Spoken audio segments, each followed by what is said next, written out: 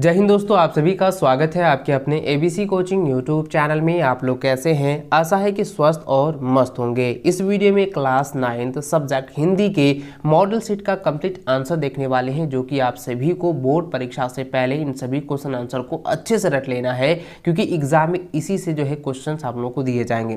दोस्तों, JAC board की तरफ से जो मॉडल पेपर जारी किया है, आप सबसे पहले मॉडल पेपर को प्रिंट करा लीजिए, क्योंकि मॉडल पेपर को प्रिंट कराने से ये होगा कि जब हम आपको आंसर दें तो आप जो है मॉडल पेपर को उसका आंसर जो है हाईलाइट कर लीजिएगा, ताकि आपको पढ़ने में सुविधा हो। ठीक है, इसलिए प्रिंट जरूर करा लीजिए, काफ़ी ज़रूरी है आप सभी के लिए, ताकि आप एग्जाम में बोर्ड की परीक्षा में जो है आप 100% जो है अपना जो है उत्तर सही दे सकें। ठीक है, चलिए दोस्तों आगे बढ़ते हैं। उससे पहले आप हमारे चैनल पर पहली बार आए हैं तो चैनल को सब्सक्राइब करने के साथ बेल आइकन को प्रेस जरूर कर लें। तो क्वेश्चन की ओर जाने से पहले इसके कुछ समान निर्देश को देख लेते हैं। दोस्तों, यहाँ देखिए दिया गया है कि कुल प्रश्नों की संख्या 40 रहेगी। प्रत्येक प्रश्न 1 अंक का होगा, जिस तरीके से मैंने आपको बताया हुआ है, और प्रत्येक प्रश्न में जो है आपको 4 विकल्प ही दिए जाएंगे।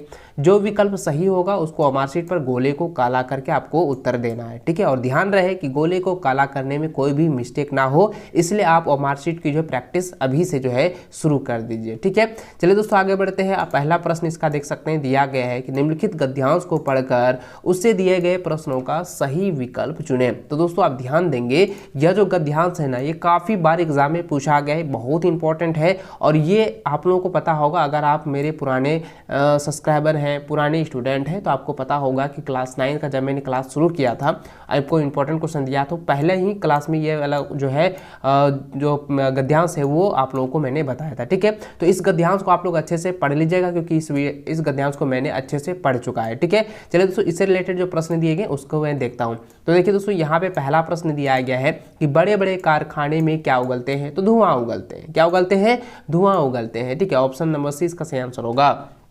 इसको जो है ना आप अपने कॉपी में जो है नोट कर लीजिए, और अपना जो है, नहीं तो आप आपका जो मॉडल पेपर है उसमें आप हाइलाइटर से हाईलाइट कर लीजिए। ठीक है, ताकि आपको पढ़ने में सुविधा हो और आपकी बोर्ड एग्जाम की तैयारी जो है ज़बरदस्त हो और धाकड़ हो। ठीक है, चलिए अगला प्रश्न देखिए दोस्तों, यहाँ पे दूसरा नंबर दिया गया है कि कारखानों से लगातार क्या निकल रहे हैं? तो कारखानों से लगातार जो है वो कचरे निकल रहे हैं। ठीक है, कचरे, तो यहाँ पे हो जाएगा ऑप्शन ए, इसका सही आंसर होगा।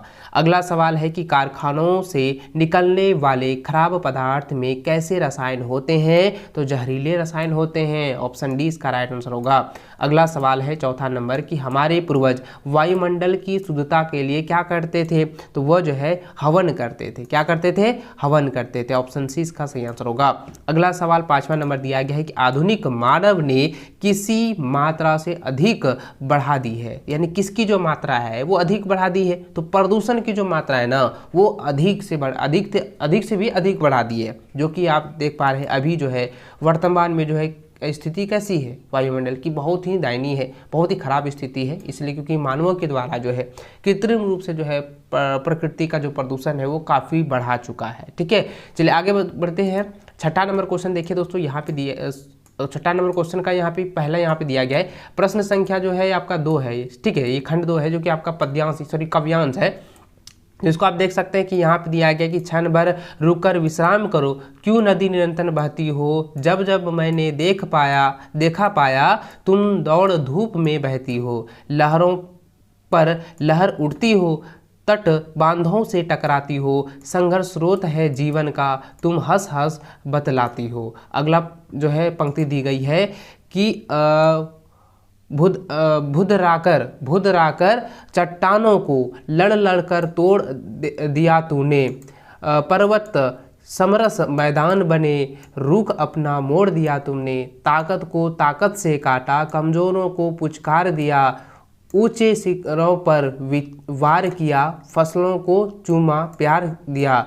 आगे लिखा है कि हे कांति शांति की पैसविनी, तुमको मैं केवल नदी कहूँ, यह स्वतंत्रता संघर्ष कहूँ, या फसलों की जिंदगी कहूँ। तो दोस्तों यहाँ पे जो ना आप ध्यान देंगे, यह जो कविता है ना, ये पूरी कविता जो है नदियों पर लिखी गई है, और इस कविता से रिलेटेड जो प्रश्न दिए गए हैं ना, ये काफ़ी अच्छा पंक्ति दी गई थी और जो इस प्रश्न दिए गए हैं उसको आप लोग को अच्छे से रिवीजन करना है, अच्छे से आपको पढ़ना है। तो देखिए दोस्तों इसका जो छठा नंबर क्वेश्चन दिया गया है कि क्षण भर रुककर किसे विश्राम करने को कहा जा रहा है। तो किसको कह रहा है? नदियों को कह रहा है, क्योंकि नदी से रिलेटेड, नदी में जो पानी बह रहा है ना, वो उनके बहाव को जो है इस पर जो है अच्छे से जो है पिरो कर जो है यहाँ पे पंक्ति बनाई गई है, कविता बनाई गई है। तो इसको आप लोग अच्छे से रट लीजिएगा। अगला प्रश्न 7वां नंबर दिया गया कि नदी किसे पुचकारा। तो नदी ने जो है वो किसको पुचकारा है? कमजोरों को पुचकारा है, ठीक है। कमजोर जो है उनको उन्होंने पुचकारा है, ठीक है। अगला प्रश्न है कि नदी का जीवन कैसा है। तो नदी का जीवन जो है वो संघर्ष भरा है, संघर्ष भरा है, ठीक है। ऑप्शन सी इसका सही आंसर होगा। अगला सवाल 9 नंबर है कि स्रोतों का अर्थ होता है। तो स्रोत का जो अर्थ क्या होता है बच्चों? देखिए ये बहुत इंपॉर्टेंट है। स्रोत का अर्थ होता है माध्यम, याद रखेंगे। स्रोत का अर्थ क्या होगा? माध्यम होगा। ऑप्शन ए इसका राइट आंसर होगा। अगला सवाल 10वां नंबर है, जीवन का स्रोत है क्या है। तो जीवन का स्रोत जो है वो नदी नुमा है, ठीक है। क्या होगा? पूरी तरह से संघर्षपूर्ण है, संघर्ष से भरा हुआ है। तो किस प्रकार से? नदी के जैसा है ना, क्योंकि नदी का जो पानी है पूरी संघर्ष से जो है वो इधर उधर जा रहा है। तो यहाँ नदियों के अनुरूप है। अगर आप यहाँ पे जीवन का स्रोत क्या होगा, यहाँ पे नदी होगा, और जीवन का उद्देश्य क्या होगा, तब आपको भरना क्या है? संघर्ष हो जाएगा, ठीक है। लेकिन नदी का यहाँ पे स्रोत कहा गया है, तो आपको यहाँ पे सॉरी जीवन का जो स्रोत है वो नदी ही होगा। ऑप्शन ए इसका राइट आंसर होगा, ठीक है। अगला प्रश्न 11 नंबर से पहले तो देख सकते हैं यहाँ पे आपका पत्र लेखन से दी गई है, ठीक है। देखिए दिया गया है कि नीचे दिए गए पत्र लेखन के रिक्त स्थानों को सही विकल्प द्वारा भरें। तो दोस्तों सही विकल्प द्वारा इस पत्र लेखन को जो है आपको कंप्लीट करना है। जैसे दिया गया है सेवा में, तो सेवा में उसके बाद क्या लिखेंगे यहाँ पे? प्रधानाध्यापक अ-ब-स, यानी कि अ-ब-स जो है आपका स्कूल का नाम दिया गया, ठीक है। उसके बाद दिया है यहाँ पे दूसरा 12 नंबर में, 12 नंबर में क्या हो जाएगा? यहाँ पे विषय हो जाएगा। क्या हो जाएगा? विषय छात्रावास में स्थान हेतु, ठीक है। उसके बाद यहाँ पे सविनय, ठीक है, सविनय यहाँ भरेंगे। निवेदन यह है कि मैं आपके विद्यालय की यहाँ पे आपका कौन सा क्लास है? 9वीं क्लास है ना, तो यहाँ पे 9वीं भरेंगे। 9वीं जो है कक्षा का छात्र या छात्रा हूँ, मेरा घर यहाँ से काफ़ी दूर है, प्रतिदिन आना जाना, ठीक है, प्रतिदिन आना जाना जो है संभव, यहाँ पे क्या लिखेंगे? संभव नहीं हो पाता है, इसलिए मैं छात्रावास में रहना चाहता हूँ या चाहती हूँ। अतः श्रीमान से प्रार्थना है कि मुझे छात्रावास में रहने की अनुमति देने की कृपा की जाए। आपका आज्ञाकारी, ठीक है, आपका या आपकी आज्ञाकारी छात्र छात्रा अ-ब-स वर्ग नवम क्रमांक 10। इस प्रकार से दोस्तों इस लेटर को आप लोग अच्छे से कंप्लीट कर लिए हैं। इस पत्र लेखन को आप अच्छे से रट लीजिएगा, ठीक है। चलिए अगला देखिए, यहाँ दोस्तों आप देख सकते हैं कि यहाँ पे ऑप्शन जो दिया था ये 11 नंबर का क्या हो जाएगा? प्रधानाध्यापक मैंने बताया था, ठीक है। 12 का मैंने क्या बताया था? 12 का विषय बताया था। उसके बाद 13 का क्या बताया था? 13 का जो है निवेदन मैंने बताया। उसके बाद 14 का हो जाएगा 9वीं। उसके बाद 15 का क्या हो जाएगा? संभव, ठीक है। इस प्रकार से आप जो है टिक लगा लीजिए। अगला प्रश्न देखिए दोस्तों, इसका जो है दिया गया है 16 नंबर, जो कि आप देख सकते हैं यहाँ पे जो है खंड 100 से है, व्यवहारिक व्याकरण से है, ठीक है, यानी कि व्याकरण से दी गई है, जिसमें दिया गया कि अभिमान शब्द में मूल शब्द मान, इसमें कौन सा उपसर्ग लगा है? तो इसमें कौन सा उपसर्ग लगा है? इसमें अभी उपसर्ग लगा है, तो इसमें ऑप्शन सी इसका राइट आंसर होगा। अगला सवाल है 17 नंबर की गायक का सही स्त्रीलिंग रूप होगा। तो गायक का क्या होता है बच्चों? गायिका होता है, गायिका, ठीक है। क्या हो जाएगा? गायिका, ठीक है। गायक का गायिका हो जाएगा, तो गायिका कहाँ है? तो ऑप्शन नंबर सी, ठीक है, ये इसका राइट आंसर होगा। 18 नंबर सवाल है कि एक का बहुवचन होगा, तो एक का क्या होता है? अनेक ना होता है, तो एक का क्या हो जाएगा? अनेक। ऑप्शन ए इसका सही आंसर है। अगला सवाल है कि निम्नलिखित में से संख्यावाचक विशेषण कौन है? तो संख्यावाचक यानी कि संख्या बता रहा है, संख्या होनी चाहिए। तो देखिए सफ़ेद लाल ये सब संख्या नहीं है, मीठे ये भी संख्या नहीं है, लेकिन 4 अमरूद, यहाँ पे अमरूदों की संख्या कितनी है? 4 है ना, तो ये 4 अमरूद जो है ये संख्यावाचक विशेषण है, ठीक है। ऑप्शन सी इसका राइट आंसर हो गया। अगला सवाल जो है 20वां नंबर देखिए, दिया गया कि सीमा अच्छी है। तो सीमा क्या है? सीमा अच्छी क्या है? तो सीमा अच्छी जो है एक कवित्री है, तो यहाँ पे क्या हो जाएगा? कवियत्री, ठीक है। ऑप्शन नंबर ए जो इसका राइट आंसर होगा। अगला सवाल 21 नंबर दिया गया है, घी के जलना। तो घी के यहाँ पे क्या हो जाएगा, घी के बीते या घी के दिए जलना, तो क्या हो जाएगा, ऑप्शन नंबर डी हो जाएगा, घी के दिए जलना मुहावरे का सही शब्द रिक्त स्थान को भरे, तो यहाँ पे हो जाएगा ऑप्शन डी। अगला सवाल 22 नंबर है कि मेरी इच्छा है कि मैं डॉक्टर बनूं, यह किस प्रकार का व्याकरण है, तो यह किस प्रकार का व्याकरण है बच्चों, यह जो है यह मिश्र वाक्य है, ठीक है, याद रखेंगे मिश्र वाक्य, क्योंकि यहाँ पे बता रहा है कि मेरी इच्छा, यानी कि ये जो है अपना इच्छा व्यक्त कर रहा है, तो ये मिश्र वाक्य याद रखना होगा। अगर आप कोई भी शब्द रहे, कोई भी वाक्य रहेगा, अगर उसमें इच्छा का जो है प्रावधान है, यानी इच्छा उसमें बोध हो रहा है, तो आपको याद रखना है कि वो कौन सा होगा, मिश्र वाक्य होगा, ठीक है। आगे बढ़ते हैं, अगला सवाल जो है 23 नंबर दिया गया है कि इसमें से किस वाक्य में कर्ता कारक निह चिन्ह का सही प्रयोग हुआ है, तो इसका आंसर हो जाएगा माँ ने, ठीक है, माँ ने भोजन बनाई थी, तो कौन हो जाएगा, ऑप्शन नंबर जो है इसका बी राइट आंसर होगा। अगला सवाल 24 नंबर है कि नीचे लिखे शब्दों में पहाड़ का पर्यायवाची शब्द कौन नहीं है, तो इसका आंसर हो जाएगा पठार। पठार क्या है, पर्यायवाची शब्द, इसका पहाड़ का नहीं है, ठीक है, याद रखेंगे, ऑप्शन 20 का राइट आंसर होगा। अगला सवाल देखिए 25 नंबर दिया गया है कि कुल कुल का सही अर्थ भेद क्या होगा। दोस्तों मैंने आपको बताया था कोमहर्षु का लकुल का मतलब क्या होता है, वंश होता है, और कोमहदुर्घु का लकुल का मतलब होता है किनारा, तो वंश और किनारा, तो किधर हो जाएगा, तो वंश से किनारा किधर है, यहाँ ऑप्शन नंबर बी में दिया हुआ है, ठीक है, ऑप्शन 20 का राइट आंसर होगा। अगला सवाल जो है खंड 2 से है, जो कि आपके पाठ्य पुस्तक से दी गई है, ठीक है।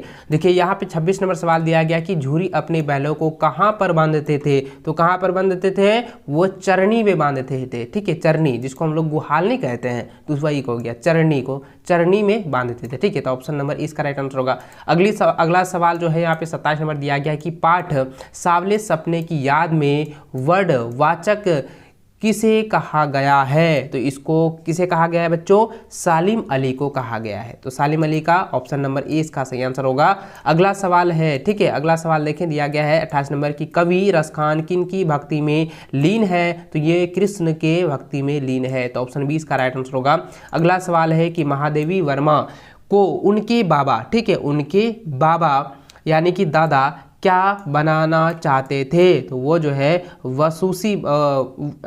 विदुषी बनाना चाहते हैं, ठीक है, याद रखेंगे, विदुषी बनाना चाहते हैं, तो ऑप्शन 20 का राइट आंसर होगा। अगला सवाल 30 नंबर है कि रीढ़ की हड्डी का प्रकार का पाठ है, रीढ़ की हड्डी जो है ये किस प्रकार का पाठ है, उसमें किस तरीके से जो है दिया गया है, ये जो है किस तरीके से आप कह सकते हैं स्टोरी है, तो यह जो है एकांकी स्टोरी है, एकांकी जो है प्रकार का जो है ये पार्ट है, ठीक है, याद रखेंगे, ऑप्शन ए इसका राइट आंसर होगा।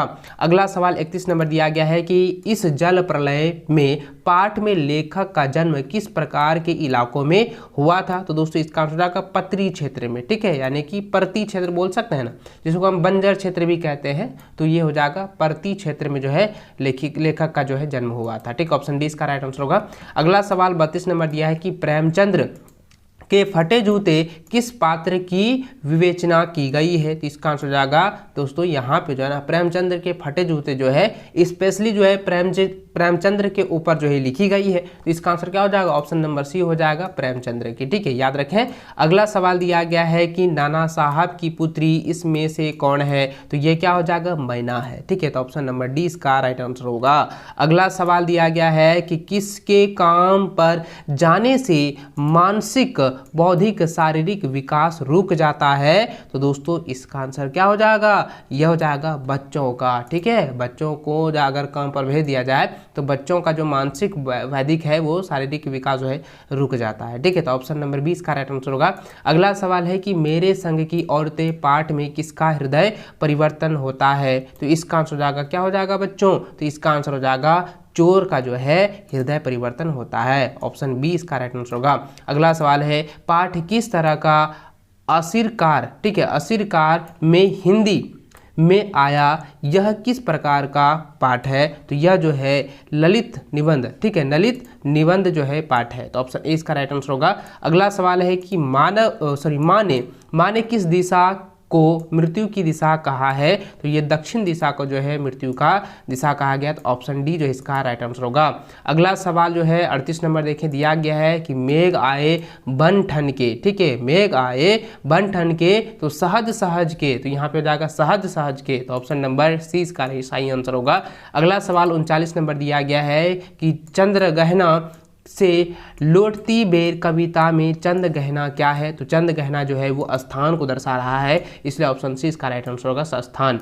अगला सवाल है कि उपभोक्तावादी समाज आज किसकी ओर आकर्षित हो रहा है? तो इसका आंसर होगा विज्ञापन की ओर जो है आकर्षित हो रहा है। ठीक है, ऑप्शन सी इसका राइट आंसर होगा। इस तरीके से दोस्तों कक्षा 9वीं की 40 क्वेश्चन का मैंने आंसर आप लोग को बता दिए हैं। इसको आप लोग कॉपी में जो है अच्छे से नोट कर लीजिए, इसको अच्छे से आप लोग तैयार कर लीजिएगा, इसको याद कर लीजिएगा, क्योंकि आपकी बोर्ड परीक्षा में मॉडल पेपर से कई सारे क्वेश्चन जो है पूछे जाएंगे। ठीक है, तो चलिए दोस्तों इस वीडियो को अंत तक देखने के लिए बहुत बहुत धन्यवाद।